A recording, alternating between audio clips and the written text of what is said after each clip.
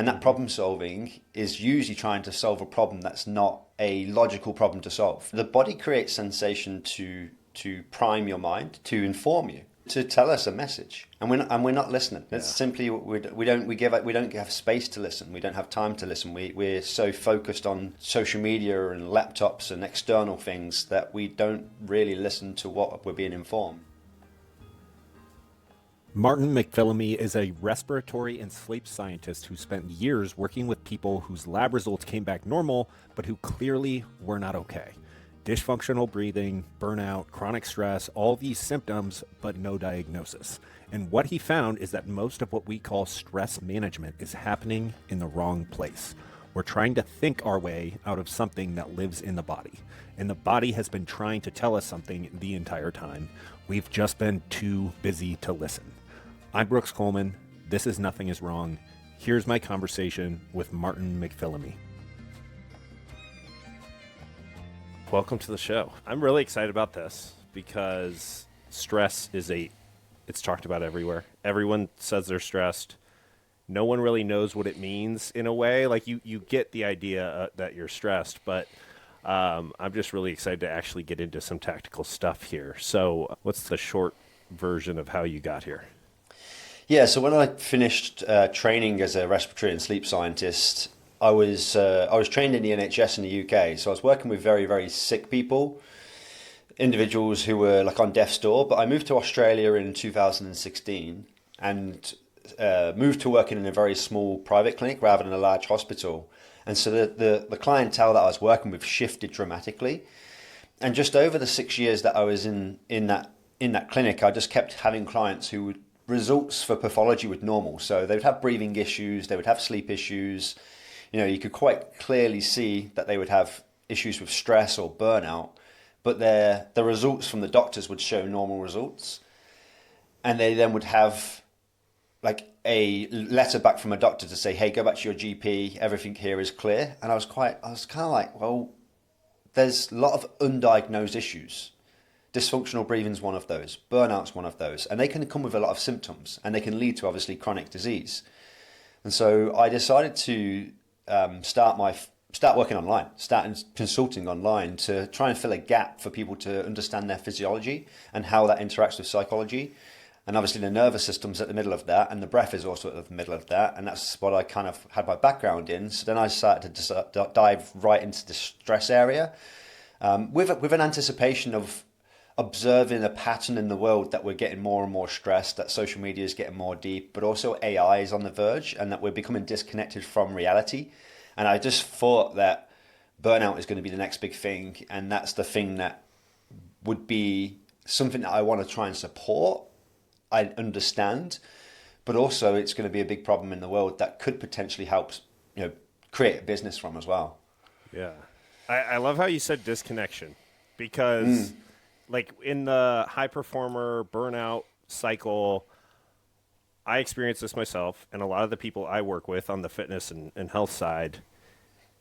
There's this checking the box with stress management techniques without actually tuning in and connecting to themselves. And like I was in that mode. It was like, tell me the reps of the breath protocol I need to do. And it took years of that to not get anything out of it, to finally like actually start to build some, awareness in my body, I guess. So yeah, it's an interesting well, I guess so common, we're go.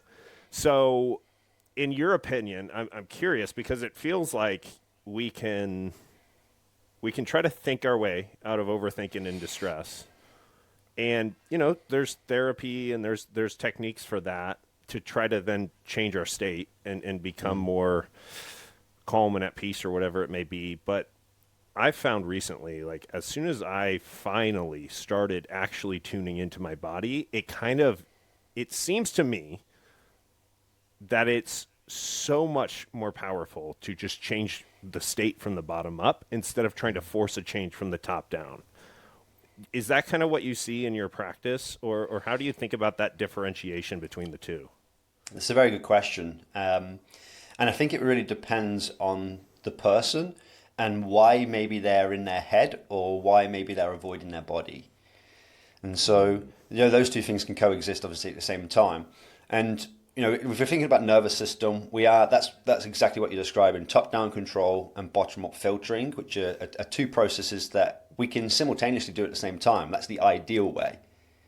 However, modern day society, cognitive psychology, is all about, a lot of it's about changing thoughts and short thought patterns, cognitive behavioral therapy, and that's kind of dominated the psychological space nowadays. And so people who get sent for stress management typically get sent to a psychologist, or it's a psychologist that are running that in the corporate spaces, not physiologists or body workers who are on the fringes doing alternate work. They're not in the clinics. And so we are dominated by CBT. But the issue is that people are in their mind because they're avoiding what they're feeling, either because of trauma or because they don't have the nervous system capacity to hold the sensation and it just overwhelms them. People escape to the head and try to problem solve in the head. And that problem solving is usually trying to solve a problem that's not a logical problem to solve. It's an emotional processing thing that needs to be something to solve. And so the rumination on thoughts is often to avoid, I'm feeling anxious, I'm feeling something that I don't like in my body, but I want to escape this. So if I think that I can do something or change the way that I speak or the language that I have in my mind, then at least I won't be. I'll be problem solving. I'll be doing something about it. Same thing with people who jump into self-development and courses all the time, when really, they're just trying to learn more about themselves. It's all in their head. But if they were just to sit and relax into the body and learn and have someone guide them safety to be able to sit with what they're feeling, they'll experience emotion. They'll experience affect, a drive to maybe want to cry or feel angry or be upset or whatever it is.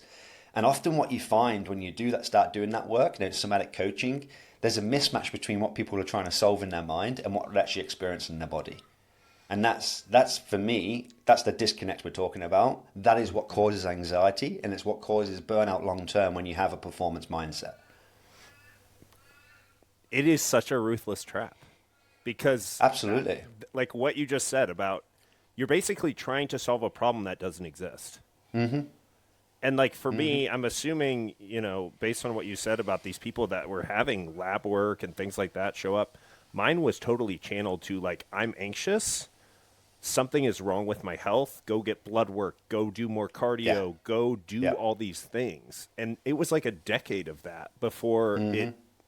And now looking back at those problems, it was like there was nothing to solve. So I love how you said that. I mean, it really hits home. I think it's become for me it's so simple. And it's so much easier to just start tuning downward instead of like, what can I do? What can I solve? Yeah, there is, the body creates sensation to prime your mind, to inform you, to tell us a message, and we're not listening. That's simply we don't have space to listen. We don't have time to listen. We're so focused on, social media and laptops and external things that we don't really listen to what we're being informed. And if you really do drop someone into the breath and you can create safety in their body, you can get people to scan for the most kind of salient sensation, which is usually a symptom or some pain or just a bit of temperature. And you can get them to relax through that, and you hold space for that pause for people, and you invite questions such as what comes through now. And all of a sudden you just see tears coming from the eyes. All right. And it's just like, okay, talk to me what's going on. It's like, well, I'm feeling really sad. It's like, okay, so talk to me. You've come to see me really angry because you're frustrated in your head because you've got all this work going on. But now I drop you into the body, you're really sad. What is there to be sad about? And some people just might all of a sudden get a memory and go, do you know what? I actually lost my father 2 or 3 years ago and I never grieved him. And I'm just like really feeling that right now. It's like, well, perhaps that's been going on for the last 2 or 3 years in your life. That's why you've been getting these symptoms, these breathing issues, the panic attacks, the anxiety attacks, because You just didn't have time to process that because of bills to pay, work's too busy. In fact, you didn't even want to because you were just a high performer and you're like, right, I've just got to get on with this and just move forward. That's not how emotions move through our body. Emotions want you to connect with them, to sit with them, to move through them, but most of all, to change your behavior if you take an action that aligns with them. They're our primary instincts. They're nature. They're built into all mammals. Yeah. And so, humans are no longer living like the mammals that we are, where we are just kind of we've created a society, we've created an extra level of consciousness that has massive benefits, but also comes with a big cost. Yeah. And we don't really understand or pay attention to the cost of having that extra level of consciousness of being able to think about the future and be in the future or in the past. Yeah. Okay. Animals don't have that. Yeah. Yeah. And they're chilling. Yeah. Well, exactly. If you look at what happens when a dog has a massive fight, well, yeah, okay, it just goes home, it sleeps for a few hours, and gets up and starts playing again. Yeah. What do we do? We stew on it for the next 6 months. Right. Or 60 years. Like, yeah. If you don't let it go, of course, it goes through your whole life. If it's an argument with your family or a loved one, and you're not willing to, just accept that was happened and work through it with someone emotionally. Yeah. Okay, so I love it. So obviously there's a lot going on. We're distracted as hell. Like the screens, the social media, the work, like you said, all the things. When I first started kind of, going down this path, emotion, crazy idea, or energy stored in the body, however you want to talk about it, trauma, things from your past, I came at it with the achiever, what do I have to do? Once again, not really connecting, and it was kind of like this, what is the method to pull out this bad stuff? How do I fix this? Exactly, yeah. And so... And that created more anxiety because it was like, I don't know how to get rid of this. I don't know how to fix it.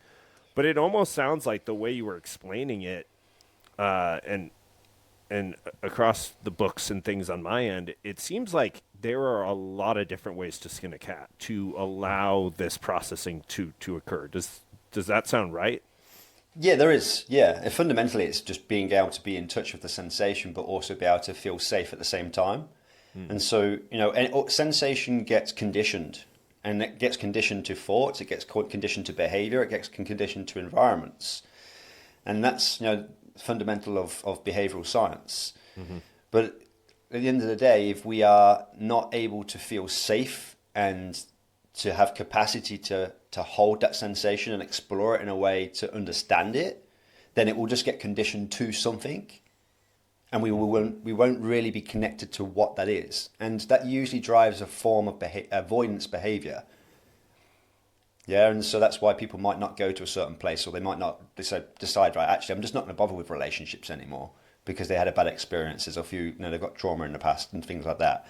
But that avoidance behavior essentially informs your brain or your perception that there is a monster there that is not capable, you're not capable of tackling. To move towards anything, to change your belief about anything, to be able to overcome fear, anxiety, or to be able to sit with an emotion, in a space of an emotion with someone or in a space environment or with yourself, you have to move towards it. You have to go into it. And so if people have unconscious avoidance behaviors that they're not aware of, they're going through life essentially just growing a monster or monsters within them that they're not paying attention to, which I also believe is a part of why we have such chronic disease and sickness in the world. Yeah, well, there's a massive picture missed there. Now, I know that your background obviously is now nutrition and training and health in that space, and that is definitely a part of it. But then the whole other side is now, what are we doing with stress and emotion and tuning into the body? What impact is that having long term? Yeah. Because it's all allostatic load, right? It's all stressors. Undereating, overeating, yeah, disconnection or too much connection. the end of the day, our bodies only has a certain amount of ability to be able, and our mind, to shift from the norm, homeostasis, into allostasis. That's the adaptations that we create to be able to survive in society. That might be, the muscle that you build from being in the gym, which is something that's good, but too much of that without enough rest, that's too much load. Too much emotion or stress without enough recovery or embodiment or processing or rest is too much for the system. Same with thoughts, cognition. Everything matters. Yeah. Yeah, it's interesting because, sitting here in this conversation, it almost seems to me like is there a better place if you want to, quote unquote, improve your life, and when I say improve, I mean have more well-being every day, not necessarily, become something different. Stress management and resilience and the capacity to flex that muscle to handle more. Seems like there can't be anything that is better than that. And it sounds like your favorite kind of way into that realm for people is the breath. Is that fair to say? Absolutely. Yeah. So why the breath? Because the breath, first of all, is at the center of the mind-body connection. It mediates and filters information coming up, but it also slows down and allows the brain to interpret the sensory information that's coming through our brain in a more accurate way. And the brain's always trying to create accuracy and precision in what it's doing, whether that's trying to detect internal sensation, it's trying to distinguish between what is true signal and what's noise. And noise is being overstressed and overloaded and being too jacked up on stimulation. All right. And so if there's too much noise, the brain interprets, well, I can't make clear what the signal is. Is that the heart rate changing? Is that the gut fluctuating because of movement? Is that blood sugar that we need to detect? So if it can't act with precision, it treats things as threats. And that's anxiety, that's panic attacks. And so the breath allows you to essentially have more precision in the internal awareness of your breathing. And so, of the sensations, but also of the information coming from the inside. And when the brain can make those predictions, that's what creates essentially a feeling of groundedness, a contentness, safety. So if we then have chronic stress in an individual and it starts to shift the way they breathe in terms of the functionality of their breathing, they start to breathe rapid chest breathing, shallow, maybe even there's shifts in the gases, they're altering how much CO2 is in the system. Well, now that's all deviations from homeostasis, but it's also creating more noise in the system itself. Same as muscle tension. A lot of dysfunctional breathing is muscle tension as well. That adds all sympathetic arousal, which sits in background noise. So the brain's then like, okay, how do I distinguish between what's the actual signal of the emotion and what's going on with the breathing or what's going on with the muscle tension? I'm not too sure which one to be clear on here, so I'm just going to treat this as a threat and the person has anxiety. What's fascinating is I feel like a lot of my clients and a lot of people I talk to, if you ask what they're feeling, they don't. No. Like the first time you ask that, and this is the same thing for me. Like 4 years ago, I had a mentor ask me that when I was anxious, and I was like, I didn't know what I like. Truly didn't know what he meant. I couldn't. I was like describing what was happening or what I was doing. He's like, you're describing. He's like, what were you feeling in your body? And I was like, I have no idea. Yeah. That's because our brain, we have a default mode network and we have an executive control network. One is outward focused, pulling information inwards, interpreting that into consciousness. One is inward focused, interpreting our sense of self through our emotions and our being. They compete with each other. There should be a balance between your brain to interpret internal and external, interoception, exteroception. How, in modern day society, how much time do people give themselves to be able to sit with the internal nowadays? Basically zero. Basically zero. And so then, if they're competing with each other, which one do you think then loses its ability more? Because the brain's always going to adapt, right? It's not going to just go, well, we're going to keep that ability to sit with that sensation if the person's only ever paying attention to the external, because the brain will then read that as more important in the hierarchy of value in needs. It's just how the brain works. It works as a statistical model to go, what is the thing that we need to be paying attention to right now based off prior experience? And so if we've just spent the last 6 years just being on our phone and our laptop, working, thinking about looking at things outside, being in our head even, that ability to lose, the ability to feel, ability to be in touch with your sensations, well, that just gets, you could say, deconditioned, detrained. And then you are waiting at the doctor's office and you forgot your phone, and it's the first time you didn't have any distraction in 3 months, and it's you can't do it.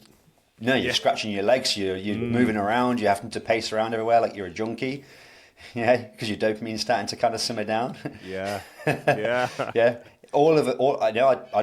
I work on social media. My consumption of screen time is huge. I'm an online influencer. I'm in the same position, but I'm trying to put things into place. My yoga practice and my breath work, and going for a long walk without my phone. But I still go to where is it? I left it at home. Dude, it's wild. It's scary. I recently put on because I'm the if I didn't use Instagram for work, I would not have it on my phone. And I added, it's called OneSec. It's an app that forces you to bounce over to a different app every time you open whatever app you choose. And I clicked the one that says it makes you force a deep breath before you open Instagram every time. And then it's like, this is how many times you've opened it in the last 24 hours. Do you really want to go here? And the amount of times that I've done that, I'm like, oh, I don't need this. And then I immediately open it again, and I'm like, oh my God. It's crazy. It's nuts. It's just become a habitual pattern. Yeah. Right? How old are you, Brooke? 32. 32. So, I'm 37. You're getting close to that end age where you can probably remember days without mobile phones and social media slightly. But younger than you, most people have kind of grown up with screens now, and imagine what it's going to be like now with growing up as a 4-year-old or 5-year-old with AI and language models, and you can just ask it any question and learn anything straight away that you don't even know whether it's true or not. It's terrifying. Where's the human brain going to be in 50 years? Because we'll adapt. We'll have to evolve somehow. Right. I don't want to get all deep and kind of go off topic here, but I do generally see AI as the next stage in the human consciousness evolution. Yeah, I mean, I was having this conversation with a buddy recently. I'm like, because they were talking about kids in school, and well, these kids aren't going to learn how to be useful in XYZ capacity, and I was kind of like, well, in a way, they don't have to be productive in the traditional way from the past. It's a fascinating thought experiment, and that's why this work really excites me, because you can't, it's not knowledge, it's internal experience and regulation and getting in touch with the core of your being in a way. You go down this path, and all of a sudden you're really just diving into self-exploration, and it gets it's cool. And we're gonna everything goes full circle as well, right? So the more that we become outwardly focused, eventually we'll get a point where it has to swing back. That's just the nature of universal laws of cause and effect. That it just continues to cycle. So there will be a point, whether that, I don't know when that will be, where all of a sudden everything will just be like, right, we need to spend time going internal. Otherwise, we're going to cease to exist. And so you can already start to see in some countries, particularly following COVID, that's why my business now exists. Before COVID, no one was really paying attention to what I was talking about. Then it happened. Then everyone was stuck indoors. Then everyone was really just kind of analyzing their own life and themselves. And were in realizing how crappy their life was, how burnt out they was, how anxious it was, and had moments to reflect. And then we've had this big massive drive in people seeking breath work, meditation, wellness, and internal and yoga and things like that. I love it. So, what would you term? I feel like there's a lot of. I know you have an academic background.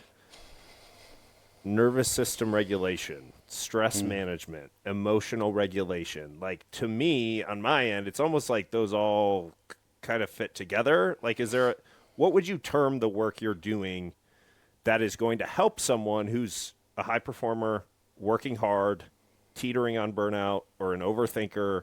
Like, what is the general term you'd use for these skills you help people build? I would say the broad sense of it is actually just what we've been talking about, self-awareness. Self-awareness. Okay. Yeah. Cool. I, Cool. and that and I don't and it's true. It's a true statement, but I don't like it because people are like, that's a fluffy light word. Oh, I've got self-awareness. Everyone thinks they're self-aware when you say that term. Yeah, there's an element to that where the ego just goes, people's ego just go, yeah, of course, like I know myself. Until you drop someone into their body and they start to discover things Yeah. that they memories they've suppressed or emotions they've avoided, and they're like, oh, like that's when people like spiritual awakenings, right? It's again a little bit woo woo here, but spiritual awakenings happening when so far people get so disconnected in their self awareness, they all of a sudden have something happen in their life where they realize all of a sudden, holy shit, I've been living a life that's so unauthentic, like so not me, so who not I am. Actually, I'm lost of who I am.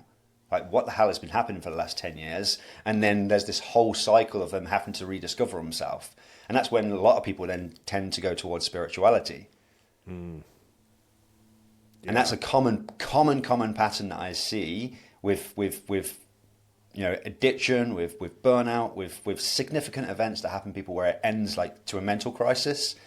Spiritual awakening is usually the thing that happens to people. Interesting. Yeah.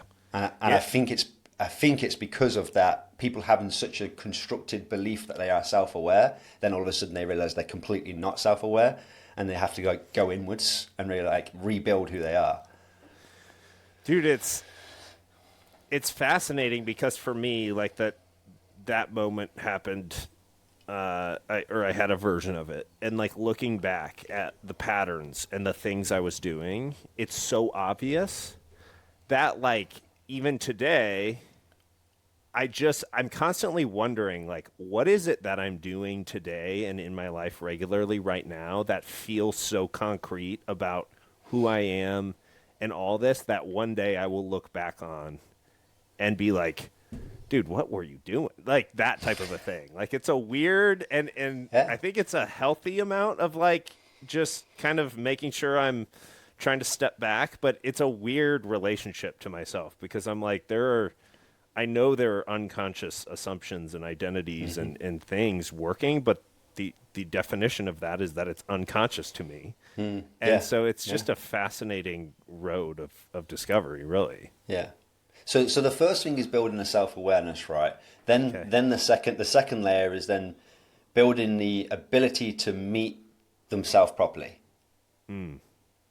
Yeah, to meet themselves authentically. That's the next step. So I can get people to go away and do some reflections. For example, one of the things that I do, particularly at the start of working with people, is like a window of tolerance diary. So the window of tolerance is basically a space where you're in the amount of stress that you're under. If you're in your window of tolerance, you can feel grounded, you can be curious, you can be creative. You know, the edge of it, the upper edge is like flow state, where I'm still safe, but I've got high level of arousal now. Then when you go above that, you're too overloaded, and that's when you go into anxiety, overwhelm. You get triggered, right? Yep. And so I get people to map their triggers and to become aware of like, when did you notice when all of a sudden just like, maybe got a little bit angry, or you felt a certain sensation where you were just kind of like, you wanted to do, or you're avoiding something. And that becomes a map of then, cool, later on down the line when that person's more safe, we're going to explore those moments in visualization or in real life. And we're going to go in and we're going to feel what it actually is that's there. What is the trigger? What is underneath that? Let's meet that. And that's when then you find the authenticity of people who have been holding on for things in their life, or they're realizing, oh, I got triggered by this person because that was a part of me. Not because that person did X, Y, and Z. Actually, that was something within me. Because that's what projection is. Projection is you see something with the external. There's something lacking or something that hits you that resonates in an emotional way. And if we don't want to accept it a part of ourselves, we project it back out and shout at someone and blame someone, or become the victim. And so self-awareness is first, then meeting you where you're at, then processing that. Using the breath, using somatic tools, using some cognitive behavioral tools in there as well. Then it's like, now we know who you truly are. Let's now build a vision based off that versus what you thought you wanted. Okay. Yeah. And really, I imagine what they thought they wanted was just something that allows them to kind of get a break from, or something that works in their favor so that they don't have to feel their triggers at all. Something either their parents have told them they need to do when they were younger, something society has told them they need to do as they were going through school and the educational system. Maybe as a religious background and they felt like they were obliged to because of morality, or just through their own circumstances of development through life. They've built up these little parts of themselves that have formulated a persona that they believe they need to be. Or they were just like sucked into social media so far they went down a massive rabbit hole of being so inauthentic because they got loads of likes for it and whatever it was, that they become disconnected from who they truly were. Yeah?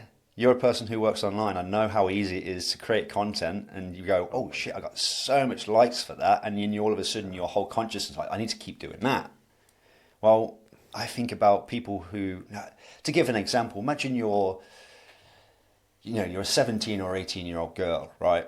And you've gone the last 5 years at school getting no attention by anyone at all. And then all of a sudden there's just an accidental bikini picture on social media and it gets hundreds of likes from all your schoolmates.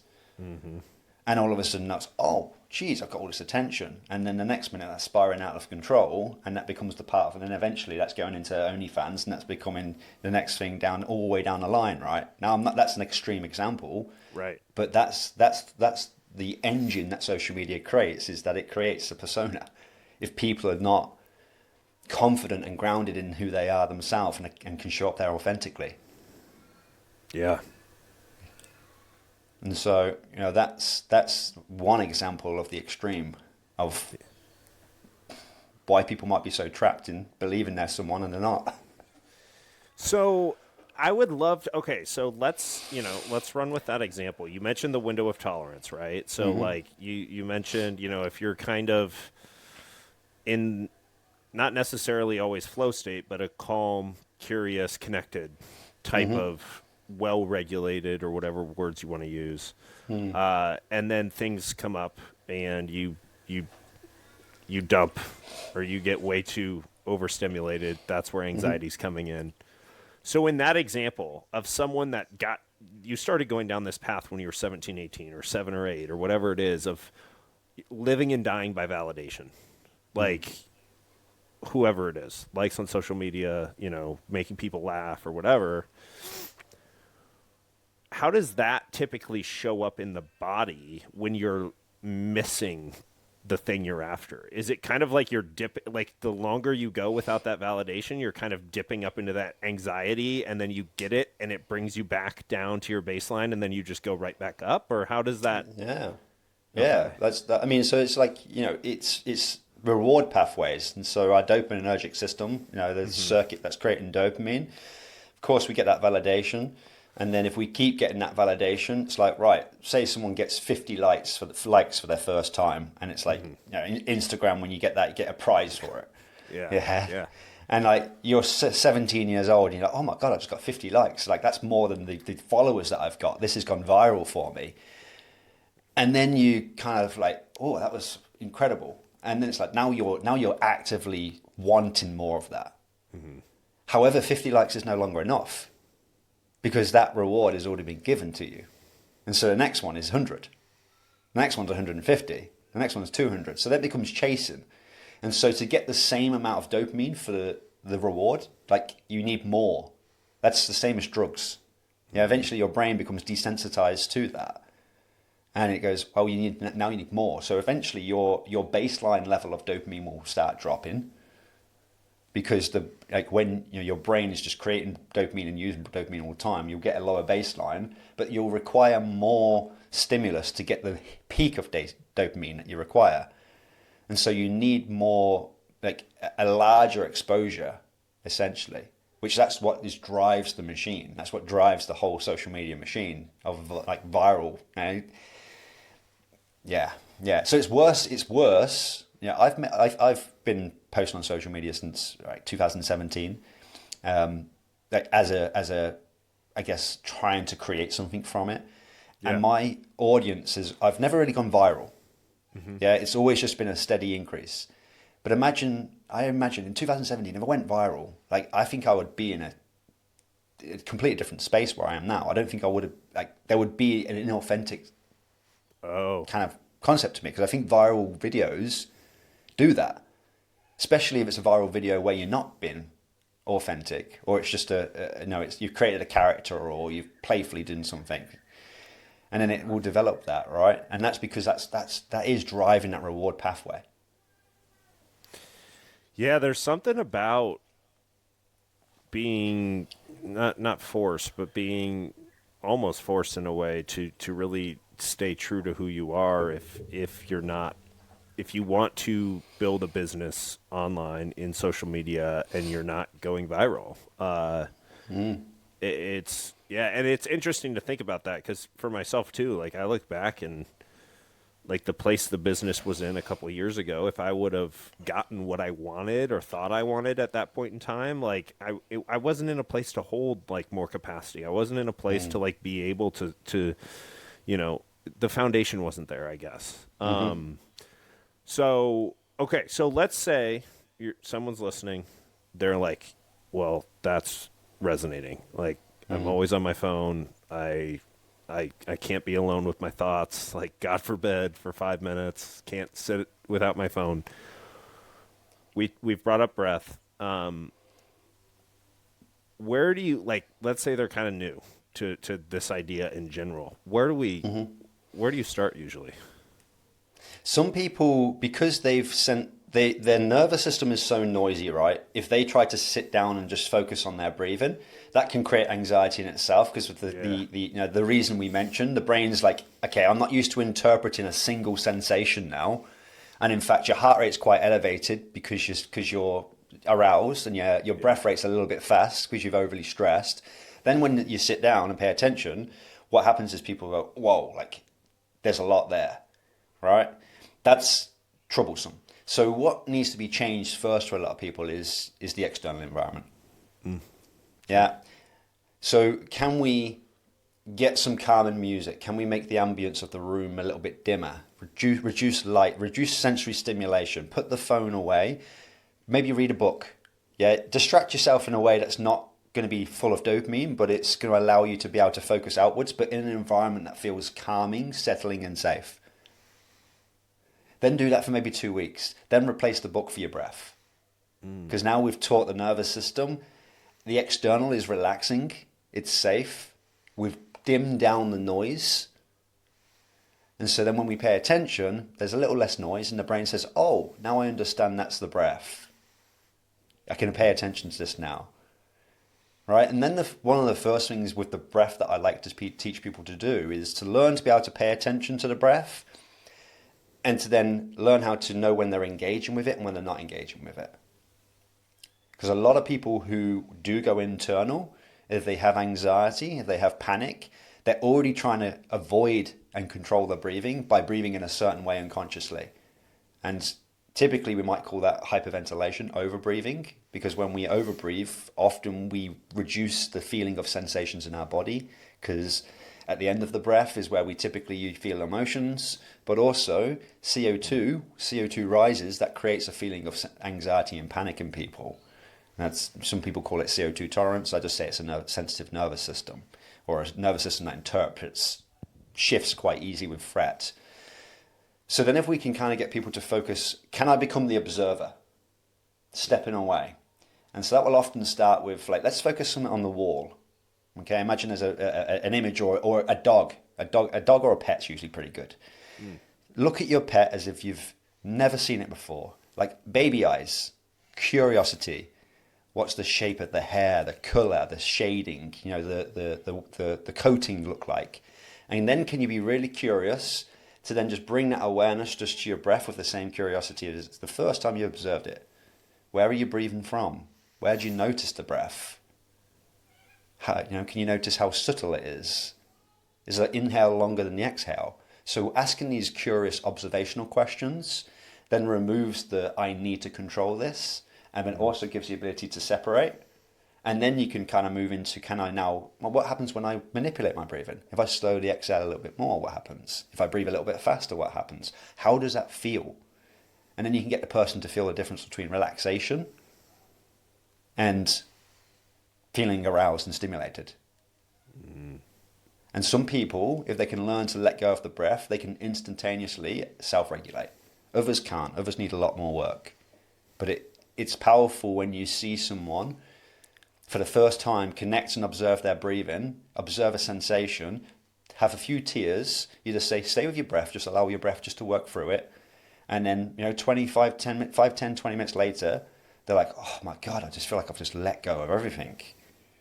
Now, of course, that will start to accumulate again because they haven't shifted their behaviors long term. And that's why coaching exists. My coaching exists to help change that. But we've had a moment where they've gone, wow, I never realized I was carrying so much heaviness.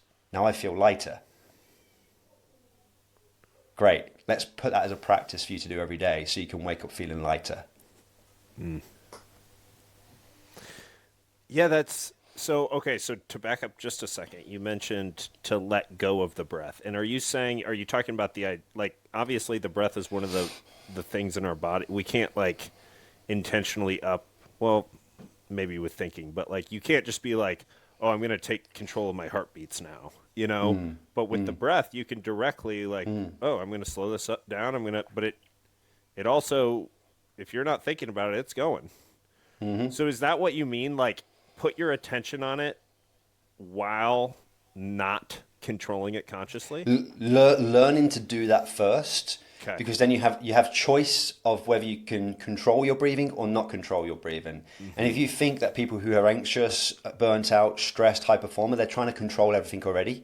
Yeah. And so what happens when they do pay attention to their breathing is they do start to control their breathing without knowing they're controlling their breathing. They don't know what the difference between engagement and disengagement is because they don't know what presence is. Because they think that they have to do. I've got to do all the time. Oh, if I'm focused on my breathing, what am I doing with it? I mean, not doing anything. Yeah. Yeah, so then you teach people that then gives an element of empowerment. Okay, now I know when I'm controlling, I'm not controlling. That provides choice. And that choice then becomes the gap that they then start. So obviously then we go, right, that's a concept or a principle we're learning. Now we're going to start to apply that to life as well. To give you more choice of knowing when are you trying to control something, when you're not. When are you choosing to actually do something that's going to serve you and not. Yeah. Yeah, I like this entry point so much because I meditated for a long time, a long time ago when I was very in my head. And what you said really resonated. It was honestly, then it became just anxious to think about how overwhelming it was to sit with all this because I had no one ever taught me to, just get into your body a little bit, because when you're like, oh, you're not your thoughts, or you're not your thoughts, don't identify with your thoughts, whatever it is, but you have nowhere else you're not redirecting that attention anywhere else.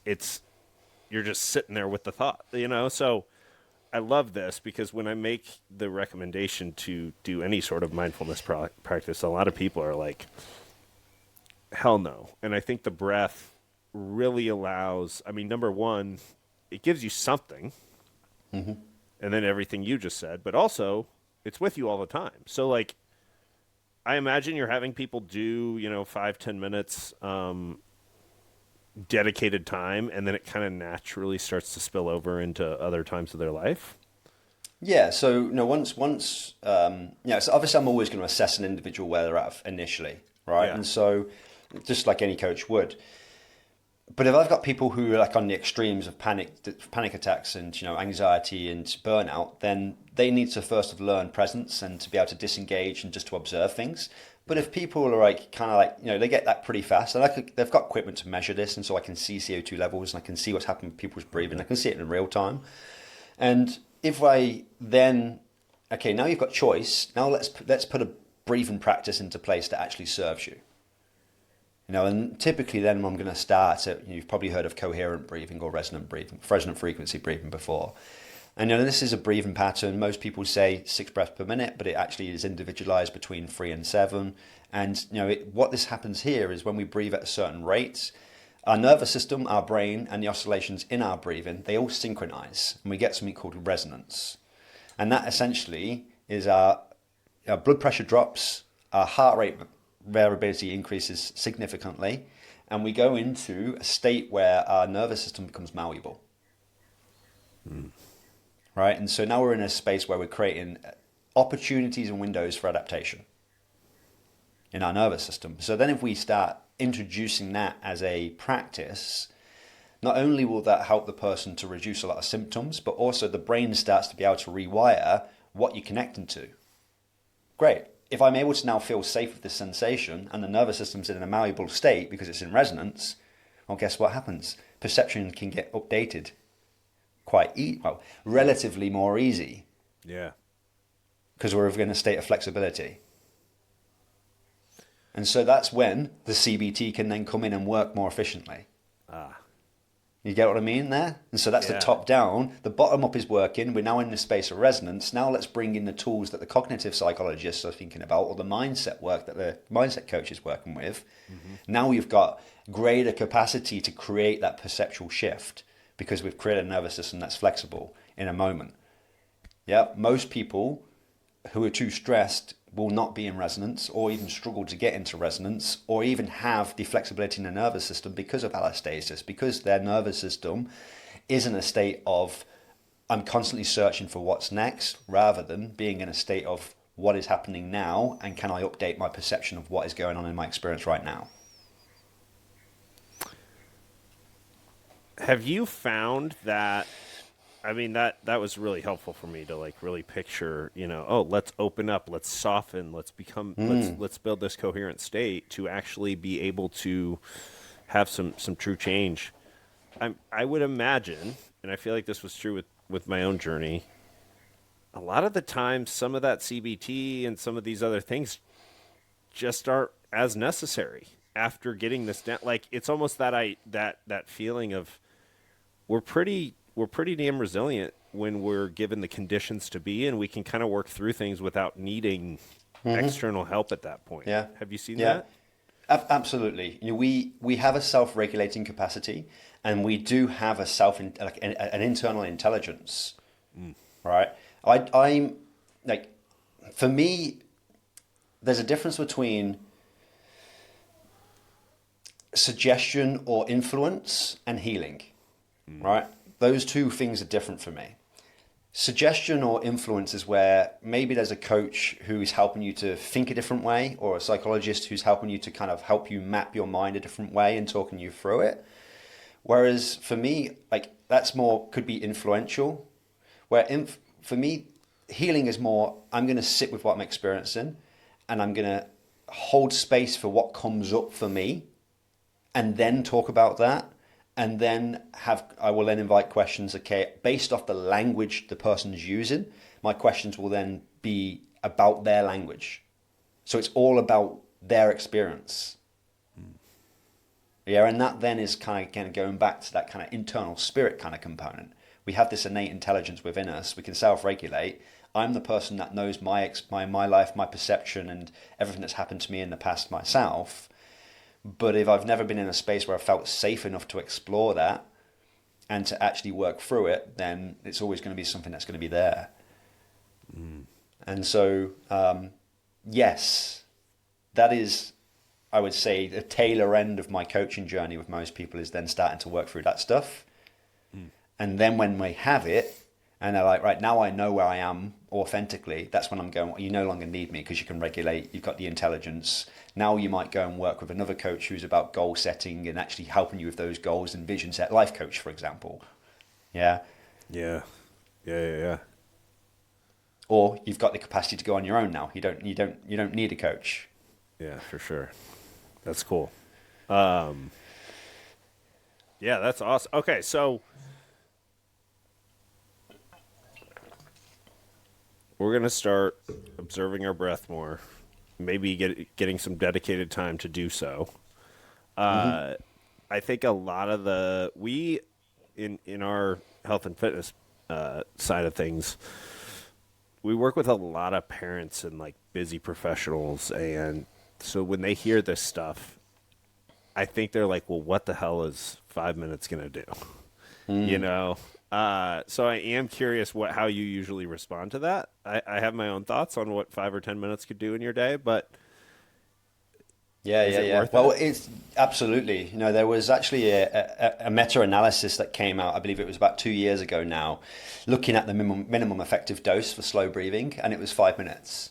And so, you know, as a coach yourself, you probably know the concept of minimum effective dose, and that actually is probably where we want to get everyone at least to begin with.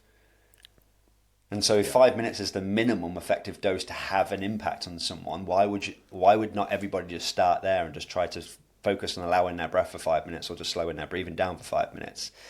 I treat the breath pretty much the same you would with, and the nervous system you would with S&C coaching. Frequency, intensity, time, type. The FIT principle goes straight into there. If you were to model stress, how frequent do you have stresses in your life? How intense are they? How long do you spend in that stress, or how long has it been going on for? And what's the type of stress and how do you perceive it? That models top onto the overall allostatic load on a system. Now that can be physical, mental, social, spiritual stresses, all of them. And so I have to consider that, all four, to then go, right, actually, we need to make adjustments now. Can we reduce the frequency of your high intensity training from 5 weeks to 3 weeks? And on those 2 days, we go to low intensity without a phone. That's mono work through your nose, focusing on what's coming up in your body. Yeah, and all of a sudden we've still got 5 sessions, but 2 of those sessions are now restorative and actually self-aware sessions. 3 of them are still high intensity, depending where the person's at. If they're burnt out, I might go down to 1 in high intensity a week and 4 restorative sessions. And so I have a system, 3R system: restoration, regulation, resilience. And I assess people to see where they fit in that model, and where do we need to start. Do we need to start on restoration? If they do, that's going to be come into this breath awareness, engaging, disengaging to get self-regulated, potentially increasing time in bed and stripping down intensity of load for 2 weeks. See how you go. Let's reassess through validated tools and some breath assessments and some nervous system assessments, HRV. Let's see whether that makes any shifts. If it does, great. Now we can move into the regulation period. Right, and that might be then, let's bring you into somatically to sit with some sensations. That might be a gentle breath hold to lean to this sensation of feeling a little bit stressed and learn to regulate. Or it might be cold water immersion that is then sitting in the ice, not at an extreme cold, but enough just to be like, okay, I can handle this, but I also can learn to regulate and start to build that in. And then resilience would be, well, let's now get back to high intensity again. Let's hit some weights. Let's do some stronger breath holds. Let's increase the intensity of the ice bath and build more capacity. Yeah, I love that. The cement. So, and I assume what you were talking about earlier, observing the breath, practicing that in that piece, slowly integrating those things. That sounds like it's the restoration piece of that 3R model. Okay. So restoration would be breath, disengage, engage. Then we've got improving breathing mechanics. So that would be through movement patterns and also just being aware of creating a practice that is good breathing in the way that the physical way someone breathes. And then you've got resonance frequency. So those 3 things would be restoration. Cool. Okay. And then the regulation, I'm super curious about that. Like, this is where because like I see a lot of, breath work guys out there that are just having people huff and puff with no rhyme or reason at what they're doing. Everybody's doing the same thing. Like it's kind of wild to me. Like the more evidence-based side of me is like, whoa, like we're throwing everybody into the same thing. So, I like how you mentioned, the cold water doesn't have to be 39 degrees. It can be, 60. But what type of instructions are you giving? Because I imagine this applies to even just life too. Like we don't have to like go sit down and do a breath hold, which is great. But like we're gonna get triggered, right, in life. Yeah. So, what type of like instruction are you giving to start to tune in beyond just the breath to that somatic sensation of what typically kind of throws us off our rocker? A good one is getting people to understand what it feels like to have their boundaries exposed. Yeah, and to be aware of that somatically. And so if I'm in person with someone, and I'm working with a client, and they're burnt out because they just don't have boundaries and they just can't say no, and like they just struggle with kind of like saying no to their boss. It's like, well, you obviously don't know where your boundaries are. They're like, no, I don't, because they're disembodied. And so then if you just put your hand in front of their face and start walking towards them slowly, and just go, let me know when this feels uncomfortable, or just move towards their face and just let me know when this feels uncomfortable. And when they go, right now, like they might be that far away, yeah, I'm feeling really uncomfortable. How does that feel in your body? Because that same feeling when you feel in your body of being uncomfortable now is the feeling you'll get when you should put a boundary in place. I love it. Yeah. And now move towards those things that make you feel like that, and see whether you can learn to regulate and learn to let go of the breath, and to see whether you can actually process through the sensation and see whether you actually move through it. Can you then move a little bit further? And then that becomes a metaphor for what can you do more in your life that you're afraid to do currently, that's just going past the comfort zone. But then you can come back. Yeah. Yeah, I like that. I always tell my clients a manageable discomfort. Like if we try to just, David Goggins it, you're going to crash and burn, and you're going to beat yourself up, and it's going to be a 6-month process to even get going again. Absolutely. But and so if we're not, the same thing with breath hold training. Yeah. Okay. You can do breath hold training where you can knuckle down, you can push through, or let's just sit with it until I get to that just past the edge of the comfort that I want to feel now. Between a 0 and 10 on an RPE scale, you might say for someone who has trauma, that's a 4. For someone who's resilient, that might be an 8. And so you titrate I use RPE scales. Love it.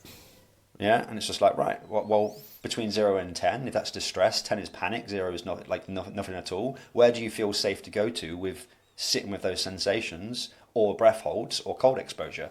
I think I can do a 6. Great. Only go to a 6 this week. Love it. And then you will go to a 7. Yeah. Yeah, and titrate it up. Cool. Yeah.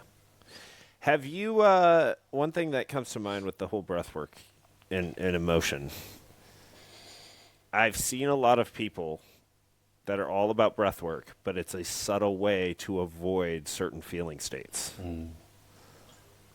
Like it's reinforcing the fact that you can't handle a certain state. So you're going to the breath to upregulate like crazy or downregulate like crazy to avoid a certain feeling. So it feels like a fine line to me, because it's like, in a way, I feel uncomfortable. Ooh, would breath help? And usually it'll pull me out of the discomfort, but am I going into the discomfort? Like you said at the beginning of this podcast, we need to go into that. What's going on there? It's the intentionality of why we're doing it. Okay. Right. So the brain can only create sensation or create an action. That's the only two things it can do. Right. And so if someone receives a sensation that they dislike, and they've learnt to create a coping mechanism by changing their breathing, which is the action, then the sensation never gets the opportunity to be updated in its perceptually, because the action is actually you're choosing an action to move away from the sensation. which is a coping strategy. Yeah. But it's not a tool to learn to move through it. So it doesn't give the ability to sit with things or move through things or process things, but it does give the ability to potentially in a moment, I need to perform, I need to avoid this, I need to get up on stage, give a talk, I'm feeling overwhelmed, let's use my breathing to calm it and move it away from it a little bit, park it to the side, now I can perform. I call it performance disconnect. Yeah. However, you can do the exact same thing, but you can be curious. Okay, I'm going to sit with my breath, I'm going to slow it down, but I'm going to be curious to explore what is it I'm still experiencing. One is I'm choosing to use my breath to allow me to perform and do something and to avoid something. One is I'm going to choose to go to my breath and be curious what is it I'm exploring. And so the intentionality just changed the practice. It changes the outcome and it changes the meaning. And it's often a fluffy word. Oh, be intentional. Mm-hmm. That's what I mean by being intentional. It's what is it we're trying to achieve from this? Is it time to perform or is it time to explore?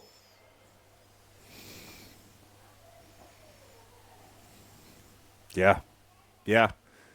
I like that. And it's just, are we bringing light to more inner parts of ourselves, or are we using it to shun them or them out? Cope with them, with it, right? And that serves a purpose in circumstances. So context always matters. Yeah. But if it's the only way it's being used, then that's an avoidance mechanism. Similarly with conscious connected breathing and big transformational breathwork styles, you can sit with intentionality to experience what comes up, or you can sit with the intentionality to blast and get high on your own supply. Yeah. All right. And so a lot of people getting high on their own supply and just go into a place of dissociation, getting a big massive dopamine hit, getting flooded with endorphins, getting loads of adrenaline, then going, oh my God, I feel like I've healed, like I feel amazing. And then all of a sudden they've got this dependency in a certain state and they have to come back to it and they have to keep doing that type of breath work to feel good. It's the same with the ice bath because of the way it makes you feel. Yeah, you now become dependent on a state to cope with what actually you're masking. Whereas if the curiosity is to, okay, I'm going to sit with what comes up, I'm going to keep breathing, but I'm not going to try and make it so that I'm forcefully breathing and I go into a space of dissociation, but I'm going to sit just at the level where I can cope with the emotion that I'm experiencing. Now the action's not changing. All right? And so the breath is staying the same, but the emotion's there. And if we then can just allow the breath to keep the same action, the brain then says, well, we're not changing action, so we'll have to update perception. We'll have to update the meaning to the sensation. And if that's in a safe space, then this perception gets updated to safety. Mm-hmm. So curiosity is the key. Yeah. That's the key factor. For me, curiosity is safety plus play. Okay. Or play is safety plus curiosity. They all fit together. Yeah. Cool. Okay, well, before we close out, the more intense cathartic, like, I am just curious on because it seems like you have a view of it from both the scientific side and a bit of the woo-woo side. Like, what's going on here in these more intense states? Is there a way to look at it scientifically, or? Absolutely. Yeah. Okay. Yeah. And so, remember one of the main reasons why we experience sensation is to let us know when we're moving outside of homeostasis. Why do we get hungry? Yeah, we get hungry to avoid glucose dropping. Why do we get thirsty? We get thirsty to avoid salts and water from going outside of their normal range. Well, we have pH level is tightly controlled by our breathing. Very much so that if we start going outside and we hold our breath, we get a large panic attack because it's warning our brain to say, hey, look, you are going out into a dangerous position here.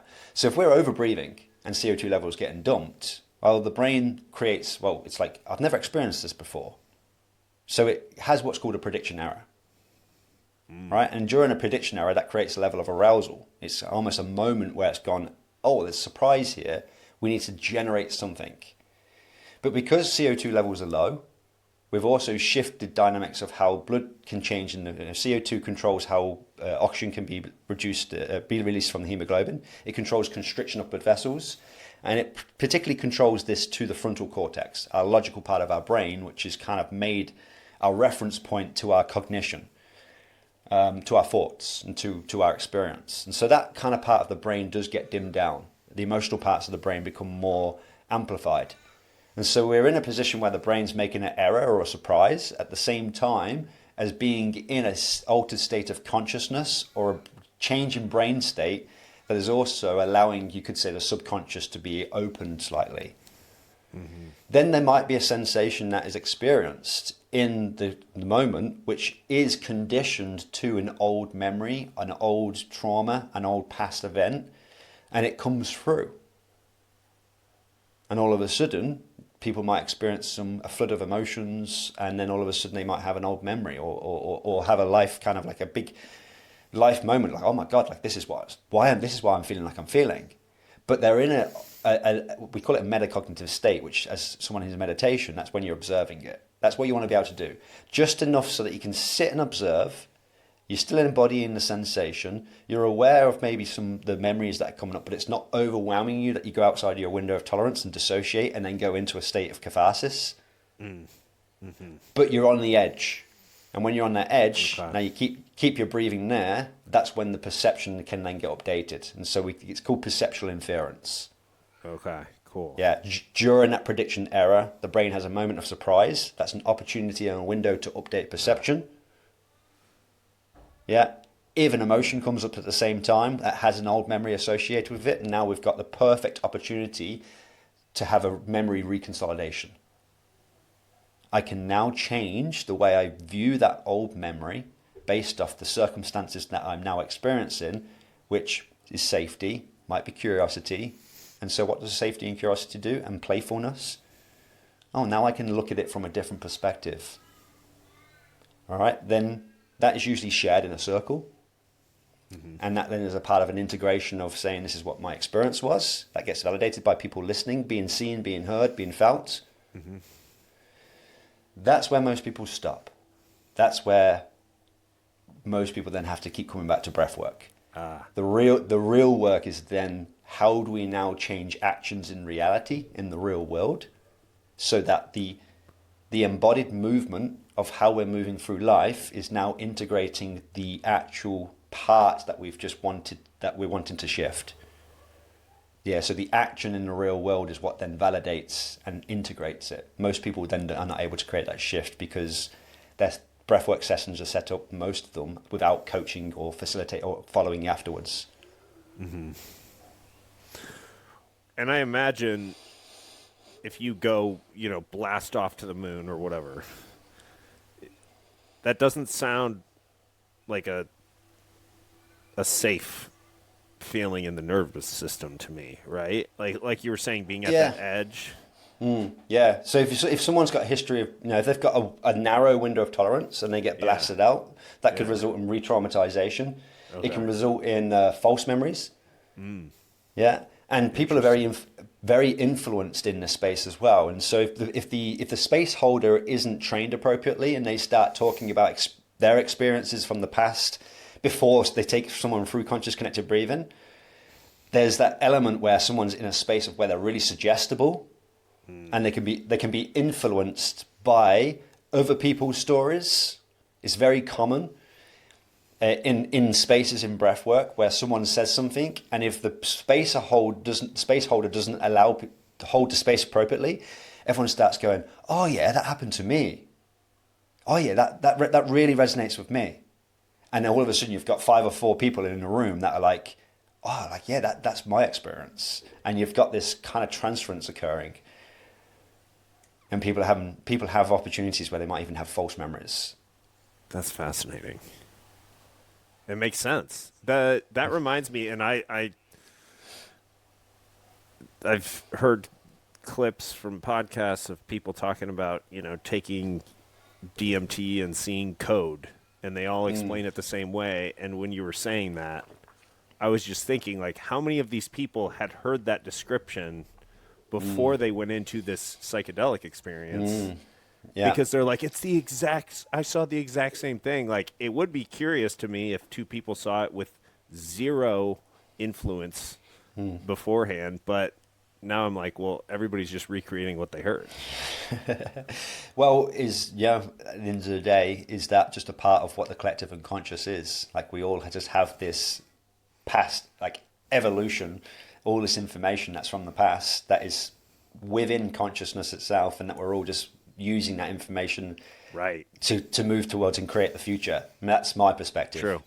Yeah, it wouldn't even need to be communicated in English, for example. Nah, it's just information. Emerging. Yeah. Yeah. That's cool. Well, it sounds like a good takeaway is my practice with breath or with anything else making me better off or leading to me to feel better on days where I am unable to do it or weeks where I am unable to do it versus, oh, if I can't do this or I miss it, now I don't feel good. Yeah. And so it's more of an embodied practice, right? Really, I train people with the breath to get them. I train people using the breath and breath work to get them off having to do breath work. Yeah, perfect. I love that. Right. That's cool. And it's like, I just finished with a client 3 or 4 weeks ago, and the conversation we were having, he was like, man, I'm feeling so optimistic in life. I'm feeling great. I've told at work, I've managed to delegate some things. This big project that was annoying me, I said to my boss, I don't want to do that anymore. I've created so much space in my life, but I feel empty now. I feel like I should be doing something. And I just said to him, sometimes we create things in life or space in life so that we can be a different person. And so if you were to choose to be someone else, what would that be? And it's like, I'd be a better father, I'd be a better husband, I'd spend more time with my family. It's like, well, that's what you've created space for, right? And then I said to him, look, I think you're at the end of the journey now. It's like, if you were to say how alive you are in your life right now between 0 and 10 in terms of living, where do you sit? And he was like, a 7. I was like, why not a 9 or a 10? And he's like, I'm not sure. So let's explore that somatically. What does 9 or 10 feel like somatically for you? So we dropped him into his body. I got him to experience what he's currently experiencing. And I said to him, if you were to visualize what a 9 or 10 in your life would look like, what would he be doing? And he's like, I'd be with my wife, I'd be with my daughter, I'd be running over sand dunes, we would be playing outside. And I was like, how does that make you feel? And he's like, it makes me feel really, really happy. I was like, sit with that. It's like, it makes me feel like I want to lean forward. I was like, lean forward. And I said, now breathe as if you're a person who's a 9 out of 10. And you started to sit upright, you started to breathe more deeply. I was like, there's your practice that you do now. Don't worry about the breath hold training. Don't worry about the nervous system stuff. You're past that now. Here's the practice that you just do once a day, moving forward. Beautiful. Yeah. Just stepping into it right now. You know? Yeah. You don't need to worry about, you've gone from being anxious to regulated to now being regulated to optimistic. You don't need to be doing all that work to keep yourself safe now. Now it's about thriving. The issue with my space is most people are looking at how do I get from threat to safety? Yes. Not from threat to safety to thriving. Yes. Yeah. Yes. Who wants to live a 6 out of 10 life when they can live a 9 or a 10 out of 10? And I don't usually say 10 out of 10 because it's perfect, and I idealize for perfect. But 8 or 9. Yeah. Yeah, I think that's a huge missing. I see that a ton in the fitness space. People come in, they're driven by pain. They just want to get out of pain. And every time I have a new consultation, I say, let's paint the vision for the future. What do you want? How do you want to feel every day? How do you want to live? Yeah. Let's paint that and orient to that because if you're just running from pain, the best scenario is neutral. It's like, it's not any fun, Yeah, exactly. Which, of course, cleaning up that old stuff or whatever needs to be done is important. But having the vision to like, oh, now I can feel better and better and better every day is a fun place to be. Okay, so last question. If you could give everyone in the world, you get one day you get everyone in the world to follow your instructions for 10 minutes to make the world a better place or to make people happier. Everybody's going to do it. What would you have them do? I think I would actually do what we've just talked about. First of all, I would say, sit down and I want you to just mind map. In the middle of that mind map, I want you to write down a couple of words that you want to live your life by. And then I want you to map off, your life in terms of your family, your hobbies, your business, all the things that you want to have in your life, and kind of map them so that they're into details. Then what I would say is now what I want you to do is I want you to look at all of those goals and all those things you've put in your life and how many of those were made out of fear. And if you were then to scratch it all out and say there's no fear doesn't exist, I'm going to choose a life of freedom and love, how would that change? And then whenever there's a gap between the two things, I would say that's where you need to be creating the actions to change your life. Beautiful. I love it. Yeah. That alone, probably a lot of self-awareness comes out of that. Absolutely. Yeah. Cool. Especially if you sit down and do it with a partner or a loved one. Yeah. Yeah, that's great. And then you realize how both of you are making decisions out of fear. And then you go, right, let's now make decisions out of love. And it just becomes this thing where both of you are now on the same track. Yeah. Yeah, I think we have a 7-month-old baby, first one. And a lot of it's like in the midst of things are going, we're trying to survive. And then when you do get the space to connect and just a lot of those problems, like we opened this conversation with, those problems don't exist, there's nothing wrong. It's just, we're here, Yeah, so. Absolutely. I've got a 22-month-old, and I did conscious connected breathing about 6 months ago. And what came up for me was that I was so afraid of losing, everything I've built online, my daughter, my wife, my family, that I was now trying to build out of fear of loss. I was getting provider panic. And like, if I don't show up in my business, I'm not going to be able to provide for them. Yeah. And I realized that all my behaviors were now being driven through fear, and I wasn't creating the things that I wanted to create. There was just nothing coming through that landed, and my business wasn't expanding. And so that all came through. And then I had about 3 or 4 months where I stepped back. I cut down the hours. I was more present with my family. There was a lot of anxiety with that. My business revenue went down for about 3 months by about 10K. And I was like, holy shit, this is scary. But I sat with it and I stuck to it, integrated it. And then all of a sudden a new idea for a new training came through that just landed. It was like, I was on a walk without my phone, and I was like, breath resilience and structured training. Let's just strip it down. Let's just talk solely about stress resilience. The 3R system, restoration, regulation, resilience came through. Let's train people in that. 6 phases, 10 weeks, boom.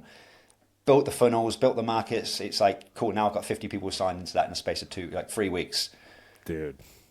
And I bet when you started building that, it was the most effortless, enjoyable, fun, playful thing. Yeah, absolutely. Now I'm building out a training. So I've got all these people, as you do, you sign people up and then you build a training, right? Yeah. So now I'm building a training and it's just coming through me again. I'm like, this is so good. Like, it's going to serve. And I just know it's going to be amazing.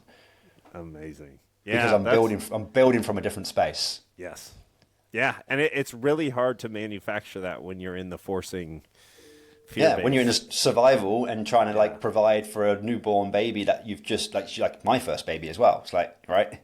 Yeah. So yeah, it's a paradox, man.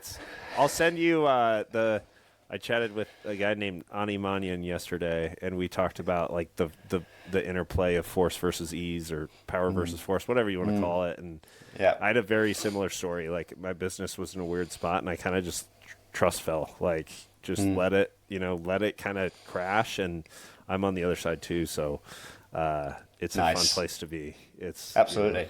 Yeah. So, well, cool, man. Where can people find these courses and all these cool things you're doing with all the breath stuff? Yeah. So breath stuff, schoolofbreathscience.com. You can see the courses on there. I've just kind of put the breath resilience and structure training, and I also have a full 9-month professional certification training as well. And then you can just find me on social media at Martin McPhilimey. Cool. Yeah, I'll post those below this. Appreciate you, dude. So many different avenues. Like, as you were talking, like I love how you bring so many different pieces together, because it's awesome. So, thanks for joining me. And I'll put those links below. Thank you, Brooks. You can find Martin and his courses at schoolofbreathscience.com. I'll put the link in the show notes below. And of course, as always, if this conversation resonated with you, I would really appreciate it if you share it with one person who might benefit. That's how this show grows, and I'll see you next week.